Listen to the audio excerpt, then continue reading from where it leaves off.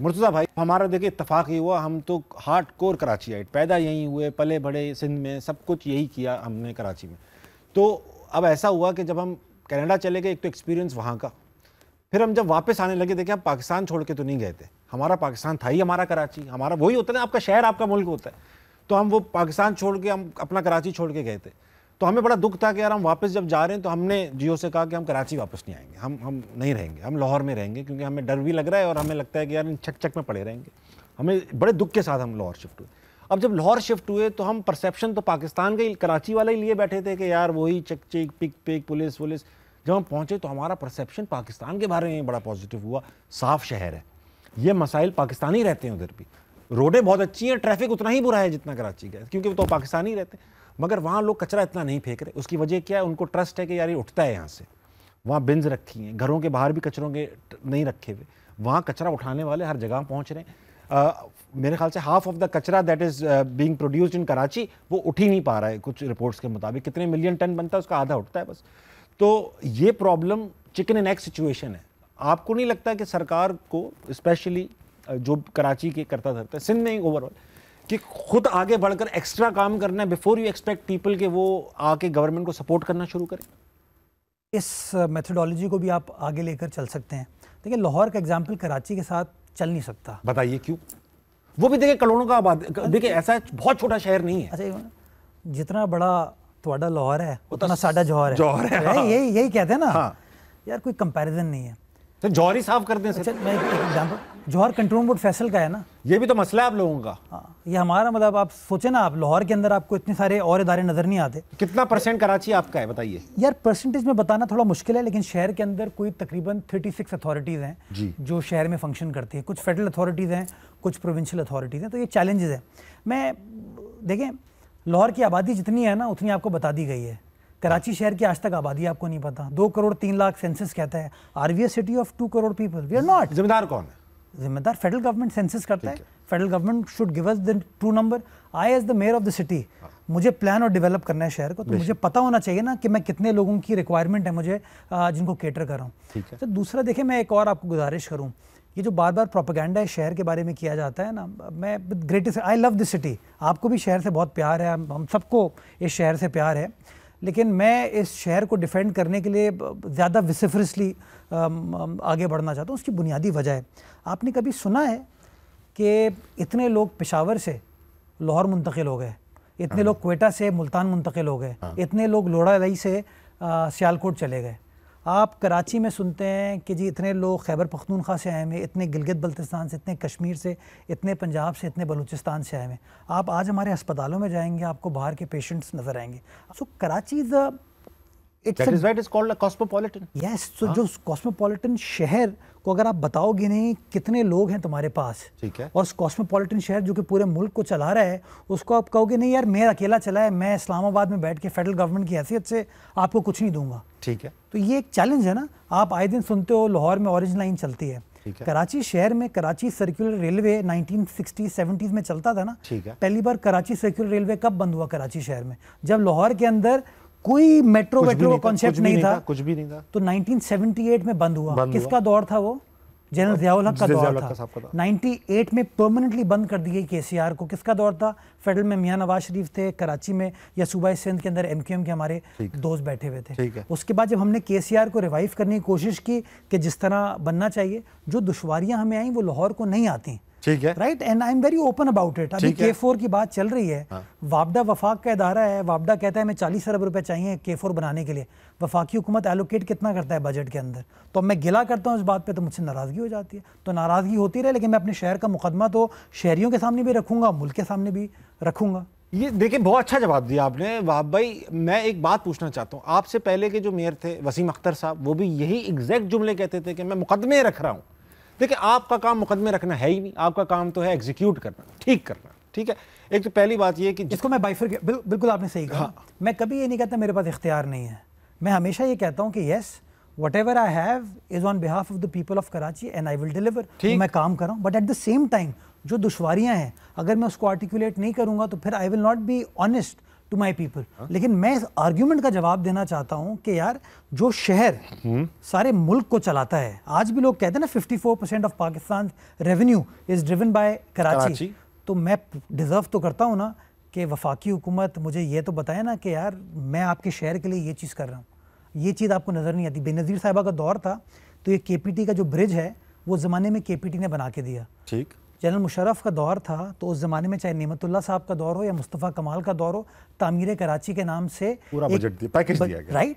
सो आज क्या तब्दील हो गया है कि फेडरल गवर्नमेंट उस तरीके से नहीं देखती। हमें कहते हैं 10 अरब 15 अरब 12 रुपए की स्कीम है, और पंजाब के लिए मैं देखता हूँ कि लाहौर, बहावलनगर और साहिवाल का मोटरवे। आप मुझे बताएं दुनिया में कोई मिसाल आपको मिलेगी कि पोर्ट से मोटरवे स्टार्ट नहीं हुआ, गाँव देहात से आपने मोटरवे को स्टार्ट कर दिया?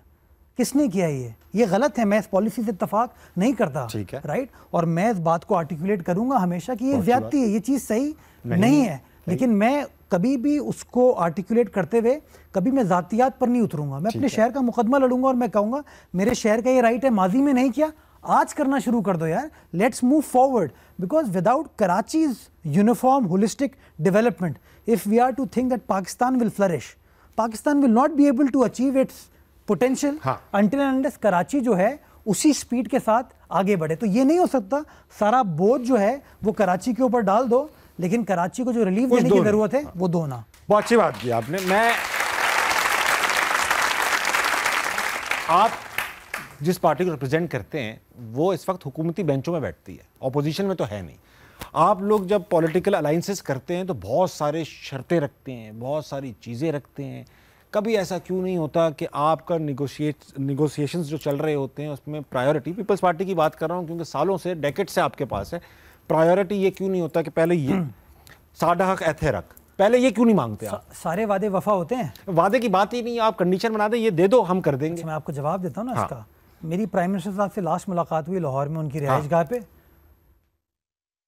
बिलावल साहब मेरे साथ थे। बिलावल साहब ने मेरा हाथ पकड़ के प्राइम मिनिस्टर साहब को कहा कि my mayor needs your help in this city. Prime minister साहब ने कहा बिल्कुल करेंगे, या कुछ भी नहीं, राइट। ठीक है। K4 है, K4 की 5वीं बार इफ्तिताह करने के लिए शहबाज शरीफ साहब आए। 2023 मई की बात है ये, ठीक है। जब इफ्तिताह हो रहा था तो वहाँ बिलावल साहब ने कहा, और ये रिकॉर्ड पे है, आप अभी गूगल कर लें, टीम को कहिएगा, मिल जाएगा, कि प्राइम मिनिस्टर साहब आप मशहूर हैं शहबाज स्पीड के नाम से। तो मैं उम्मीद करता हूं कि कराची वालों के पानी को इशू रिजॉल्व करने के लिए K4 का मंसूबा जो है ना उसी स्पीड के साथ होगा, और जो एडिक्वेट एलोकेशन है बजट में वो पूरी की जाएगी। प्राइम मिनिस्टर साहब ने बर्मला कहा हाँ we will make sure that this is done. It didn't happen, ठीक है, right. We are not government, we are unconditionally supporting the government. Government में अगर हम वजारत हमारे पास होती, MQM के पास वजारत है, नून लीग के पास वजारत है, पीपल्स पार्टी के पास वजारत नहीं है। Peoples Party issue by issue चलती है, जहाँ पे वो देखती है गवर्नमेंट गलत है, हम क्रिटिसाइज भी करते हैं, उसको तनकीद भी करते हैं। लेकिन आपकी वजह से बनी हुई है ना वो गवर्नमेंट। नहीं, लेकिन आप मुझे बताएं आज हम सपोर्ट विड्रॉ कर लें तो हुकूमत खत्म हो गई, तो फिर क्या करेंगे? फिर इलेक्शन लड़े दोबारा अच्छे मैंडेट के साथ, कराची सही करें। तो अगर रोज ही इलेक्शन होता रहेगा तो मुल्क के मामला हल कैसे होंगे? देखिए एक पार्लियामान आया हुआ है, कम से कम इसको एज अ बेट तो इस्तेमाल करें, ऐसा कुछ तो कहें उनको कि भाई हम कर देंगे, अगर आपने ये नहीं किया लेवरेज तो इस्तेमाल करें। भाई आपको कैसे लगता है कि पीपल्स पार्टी इस बात को इस तरीके से आर्टिकुलेट नहीं करती? पीपल्स पार्टी एक बार नहीं कई बार करती है, लेकिन मैं समझता हूँ ना, चले मोटरवे पहला कब बना पाकिस्तान में? 93 में, 92 में जब मियाँ साहब ने उसके ऊपर काम स्टार्ट किया। ठीक है। लाहौर में कौन सा पोर्ट था जो वहाँ पे मोटरवे बनना चाहिए था? नहीं सही है, पोर्ट नहीं था, उनका इलाका तो उन्होंने अपने इलाके में कर दिया। हमारी हुकूमत नहीं थी ना, हम तो उनके इत्तेहादी नहीं थे। 2008 में आप बना लेते हैं। हमने बनाने की कोशिश की ना, काम स्टार्ट किया, अभी तक बन रही है वो। नहीं, इसको मैं क्लियर करता हूँ। देखिए जो 2008 में जब हमारे पास फेडरल गवर्नमेंट आई ना, तो जो पाकिस्तान को मसाइल दरपेश थे वो डिफरेंट थे। हमने CPEC स्टार्ट किया 2013 में, और ये सोच के स्टार्ट किया कि सबसे बड़ा बेनिफिशियरी पूरा पाकिस्तान होगा। CPEC was not supposed to be a regional development initiative. वो CPEC के जरिए कराची से सखर मोटरवे तो नहीं बनी, but Sukkur to Multan motorway बना दी। कैसे बनी? आपकी हुकूमत में कैसे बनी? हमारी नहीं ना, मियाँ साहब की गवर्नमेंट थी। CPEC को उन्होंने इन पर्पसेस के लिए इस्तेमाल 2008 की बात कर रहा हूँ। 2008 में तो CPEC स्टार्ट नहीं हुआ ना। देखें 2008 में आपने स्किप कर दिया। 2008 में क्यों नहीं बनी मोटरवे सखर और मुल्तान? उसको मैं एक्सप्लेन नहीं, सखर मुल्तान नहीं, मैं तो भी कराची से सखर की बात कर रहा हूँ। वही क्यों नहीं बनी 2008 में? कराची टू हैदराबाद स्टार्ट होनी थी, जो सीपेक स्टार्ट हुआ 2013 में। ये आपको सीपेक छोड़ें, 2008 का हिसाब पहले करेंगे। फिस्कल स्पेस 2008 का हिसाब करें। ये किसी भी काम करने के लिए आपको फिस्कल स्पेस चाहिए होती है। अब फिस्कल स्पेस, ठीक है ना, जो फिस्कल स्पेस आपके पास नहीं होगी आप वो चीज़ें नहीं कर सकते।